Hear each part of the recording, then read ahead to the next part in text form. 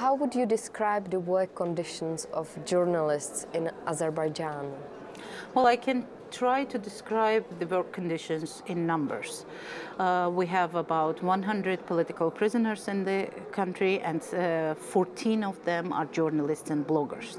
So it's all the way from investigative journalists and outspoken editors to outspoken bloggers, microbloggers, someone who just posts critical stuff in Facebook.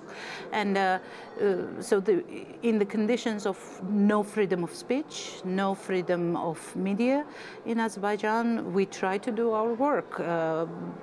Basically, even those who are doing investigations can hardly find a media which would air or broadcast these things. None of the TV channels and the radio channels in the country is independent, and foreign media like Radio Free Europe, which I work with, and BBC and the Voice of America are banned on local frequencies. There were a number of reports about members of parliament who have businesses inside the country and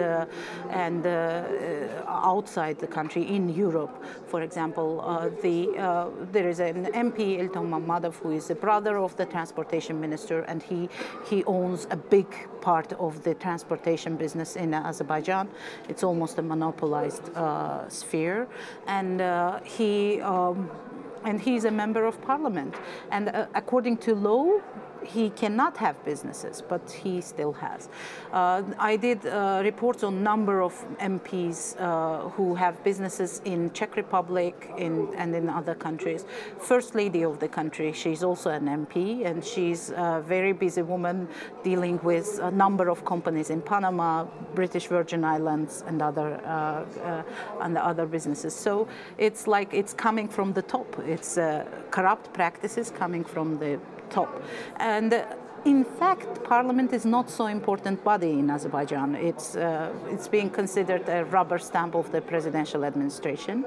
Almost everyone is appointed there rather than elected. Elections are falsified, and MPs they are in parliament because the president of the country wanted them to be there. Last year there was a scandal with the video leaked to media about the negotiations of bribe for becoming a member of parliament. The high-level ruling party MP was negotiating the price of becoming MP with one candidate to the parliament member. What happened there, the witness of that negotiation died in suspicious circumstances in Turkey. The MP then, she was arrested with irrelevant charges, totally different charges, and she got 3 years in prison. Only 3 years in prison. Well, for example, the journalist whom they arrested with trumped-up charges, Avaz Zeynallı, the editor-in-chief of Kural newspaper, he got 9 years in prison. So that's how different it is. They changed the law. In 2012, they changed the law on access to information and on commercial secrets. Now the information on ownership of companies is a commercial secret. We cannot get it. The officials can refer to political stability, commercial stability, state interests, or military interests to deny information. So now the laws are even more restrictive than they used to be before. Plus, we have other prices to pay: imprisonments, kidnapping. I was a subject to totally different, sick kind of repression. They put camera in my bedroom and then blackmailed me with my bedroom scenes. And so these are the prices we pay for the work we do.